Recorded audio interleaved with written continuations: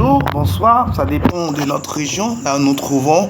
Nous voudrons simplement bénir chacun de nous tous et nous sommes là juste selon que Dieu nous a mandaté afin de parler à tous ceux qui voudront bien écouter. Frères et sœurs, il est dit, ne ferme pas tes oreilles, n'endurcis pas ton cœur à celui qui parle. Car plusieurs au temps d'Israël, plusieurs au temps des Juifs ont fermé leur cœur à celui qui parlait et leur vie est allée de mal en pire. Aujourd'hui, nous partageons quelque chose d'important, à savoir qu'est-ce qui nous emmène dans les ténèbres ou qu'est-ce qui crée des difficultés autour de notre vie. Alléluia. Et nous voyons cela dans le livre de Matthieu chapitre 4, quand nous prenons justement le verset 16, il dit, ce peuple assis dans les ténèbres a vu une grande lumière. Et sur ceux qui étaient assis dans la région et l'ombre de la mort, la lumière s'est levée. Dès ce moment, Jésus commença à prêcher et à dire, repentez-vous, car le royaume des cieux est proche. Alléluia. Donc ici, il y a quelque chose d'important. Alléluia. Nous avons Christ qui rend visite à un territoire. Dans le verset 13, vous allez connaître le nom du territoire, c'est Capernaum. Il rend visite à ce territoire et ce territoire se trouve deux peuples, le peuple des Zabulon et le peuple de Nephtali. Ok? Et c'est un peuple qui est vraiment assis dans la région de l'ombre de la mort. C'est un peuple qui est assis dans les ténèbres. Et qu'est-ce qui a mené ce peuple dans les ténèbres? Quand on parle des ténèbres, c'est les difficultés, les problèmes. Aussi dans le spirituel, il y a les ténèbres, il y a le noir. Et dans le physique, nous voyons des problèmes au niveau de leur commerce, des problèmes au niveau de leur gouvernement, des problèmes au niveau de leur éducation, des problèmes au niveau de leur famille, des problèmes au niveau de leur couple, des problèmes au niveau de leurs transactions.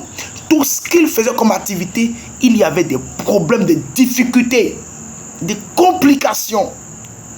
Et ce peuple était dans la pauvreté, dans les difficultés.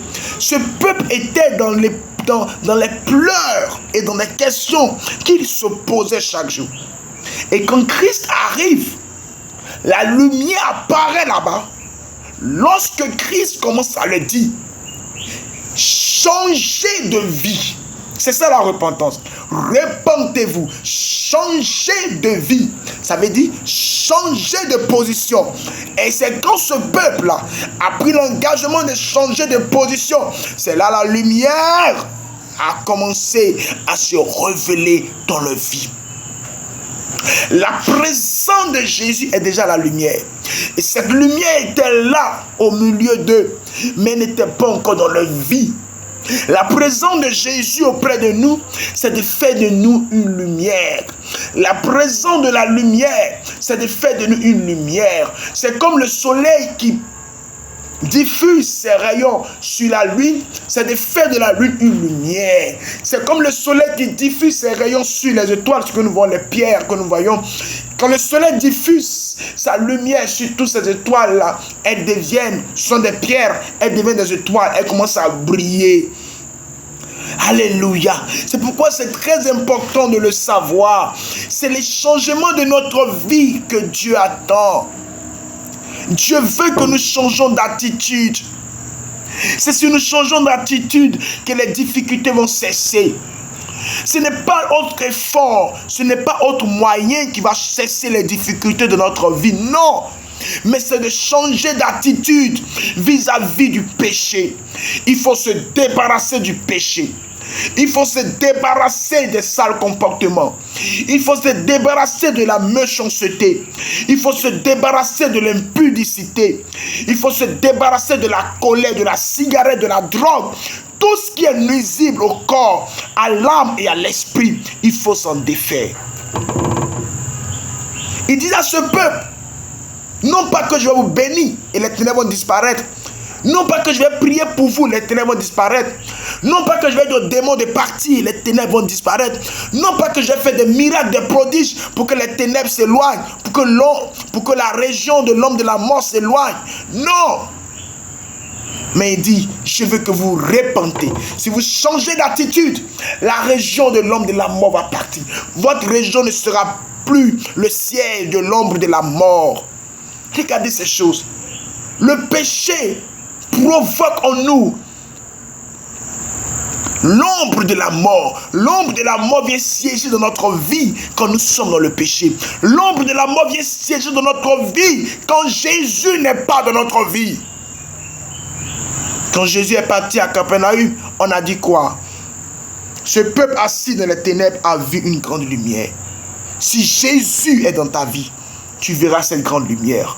Si tu n'as pas encore fait la paix avec Jésus, si tu n'as pas encore fait la paix avec Dieu, parce que pour faire la paix avec Dieu, tu dois avoir Jésus dans ta vie.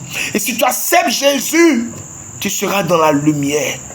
Les ténèbres vont partir, la mort va partir, les difficultés vont partir. Ce qui te rend esclave va partir. Jésus te rendra libre de cet esclavage qui prévaut sur ta vie, qui te met dans les complications, dans la honte, dans l'humiliation. Jésus te rendra libre.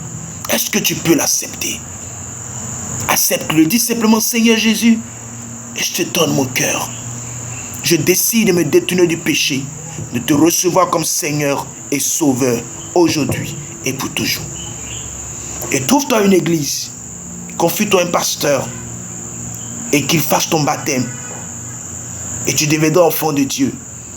Et tu auras la lumière dans ta vie. Et les ténèbres seront vaincues pour toujours. Jésus nous aime. Il nous tend la main. Il veut nous aider. Ne le refuse pas. Ne l'abandonne pas. Il t'aime. Dieu te bénisse.